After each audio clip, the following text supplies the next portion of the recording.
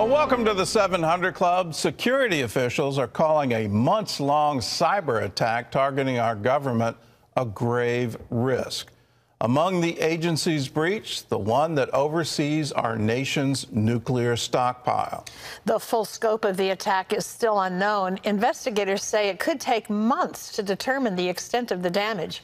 CBN's White House correspondent Ben Kennedy reports.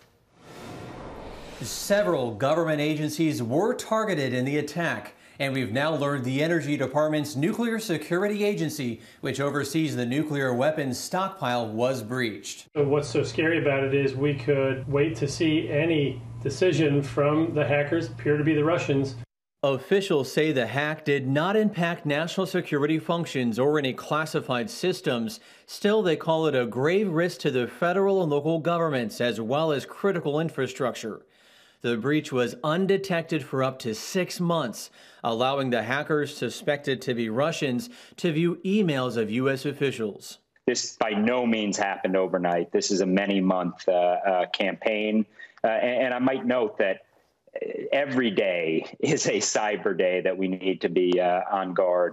The Energy Department's Nuclear Security Agency was among those targeted. What I'm really worried about is what they might do beyond spying to mess with our public and its trust of its institutions.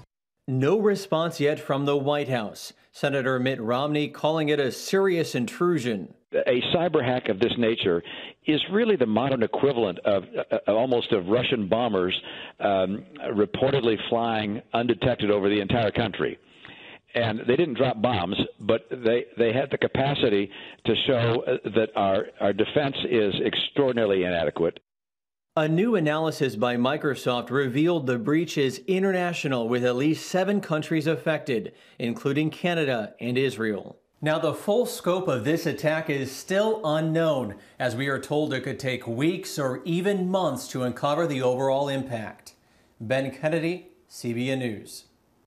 One of the oddest things about this attack is Microsoft is leading the defense. Microsoft is leading what's called deep syncing the servers that were responsible for launching the attack and then taking them over and using our court system for that. It's amazing that our own government can't do this. We need to rely on a private company in order to track it and track the damage.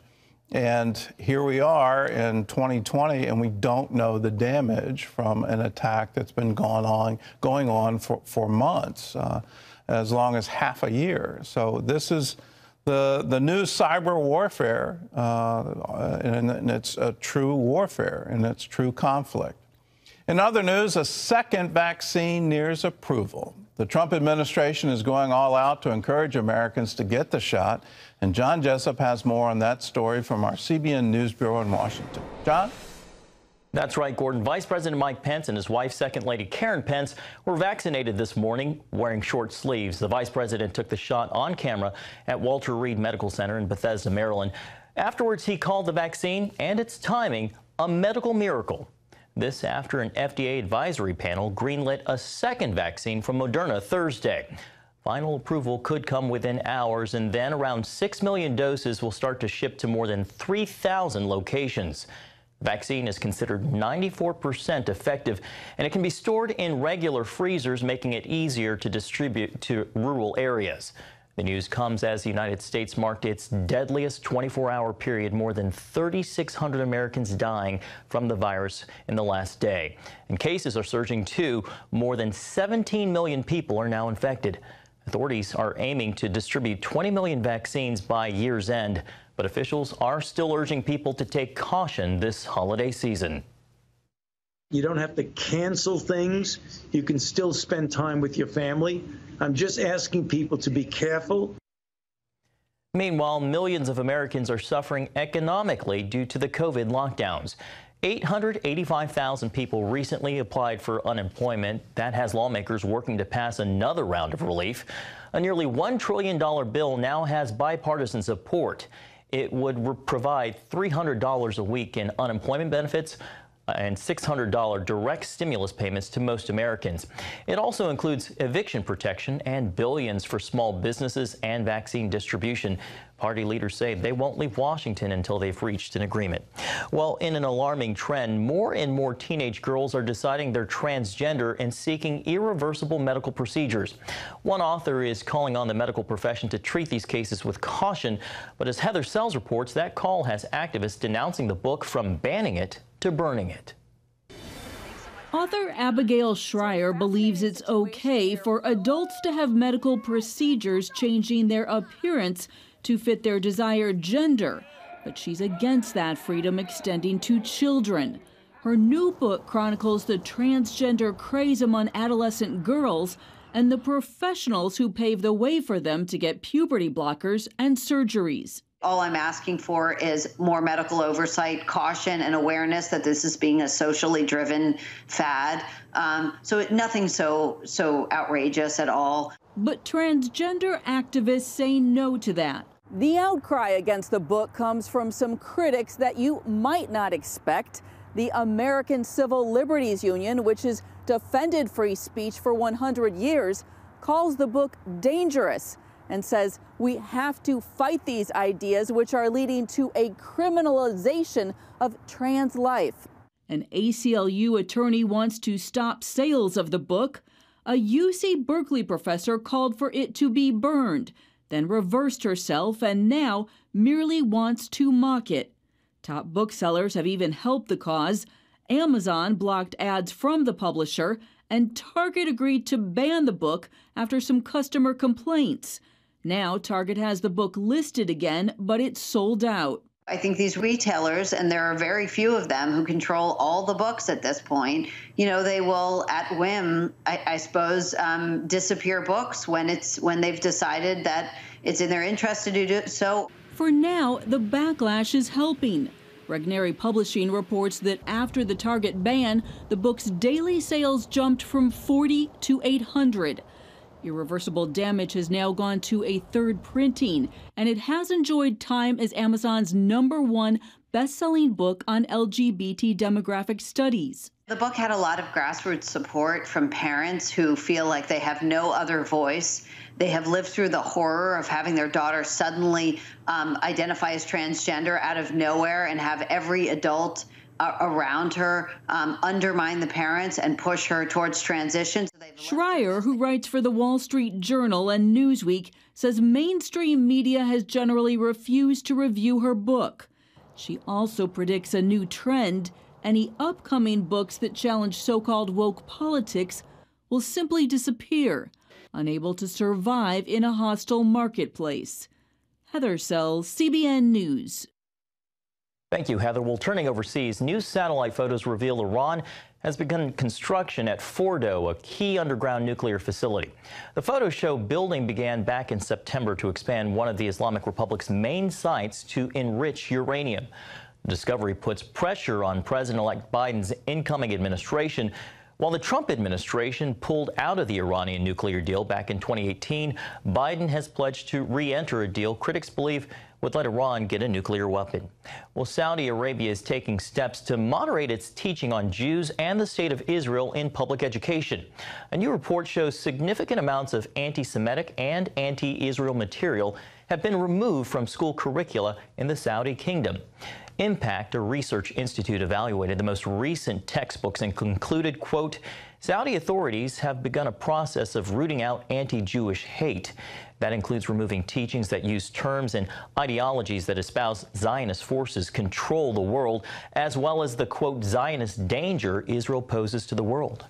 The report points out, however, the legitimacy of the state of Israel still has not yet been fully recognized. Well, the Abraham Accords continue to break new barriers in the Middle East. As Chris Mitchell reports from Jerusalem, one of the latest developments took place during the Jewish Festival of Lights, known more commonly as Hanukkah. In a scene once thought impossible, a delegation from Bahrain and the United Arab Emirates came to Jerusalem this week and helped light the Hanukkah candles at Jerusalem's Western Wall. It's my first time in Israel, and I believe it's a historic time to be in Israel. An amazing place, a great nation, and the most important thing is a lot of lovely people who want peace. Both countries recently normalized relations with Israel in what's become known as the Abraham Accords, brokered by the Trump administration. Israeli President Reuven Rivlin welcomed the delegation to his home. Such a pleasure. When we are talking about peace, it's people to people. The delegation, which included business people, academics, and bloggers, is part of the Sharaka Project, a unified effort from the three countries to grow relationships between young people in Israel and these Arab states. Sharaka is an Arabic word for cooperation. God bless all of you and welcome, welcome. Thank you. It's a new era and we're so happy for it. And let's look forward that you will be the bridge to bring a lot of understanding between all the people in the region. The Abraham Accords help unify the Arab states and Israel against their common enemy, Iran. They also challenge conventional wisdom that peace would only be possible after resolving the Israeli-Palestinian conflict. The next major development could be a visit by Israeli President Reuven Rivlin and Prime Minister Netanyahu to the UAE and Bahrain. Chris Mitchell, CBN News, Jerusalem. Thanks, Chris. Gordon, some of the scenes in Chris's reporting once thought unthinkable. Well, what they were saying, I never thought I'd hear it in my lifetime, but here, such beautiful people who all want peace. What an incredible thing, and what an incredible thing for Christmas. Peace on earth, goodwill towards men. This is God's will, that we would dwell in peace together in unity. What a wonderful thing. And to see this happen and break out throughout the Middle East, what was thought impossible. Secretary of State John Kerry actually said that. It was impossible. There's no way you can have piecemeal peace without first having a deal with the Palestinians. And Trump's turned all that on its head and said, yeah, well, actually you can. And when you do that, you start to show just how absurd the Palestinian position is and how for now over 70 years they've refused every single peace deal that has been offered to them. Wouldn't it be wonderful if the Palestinians stopped teaching their children to hate Jews? The same thing that's happening now in Saudi Arabia, removing that from textbooks, removing that from curriculum. Wouldn't it be great for that to happen in the Palestinian Authority? And my message to the incoming administration is please don't fund that.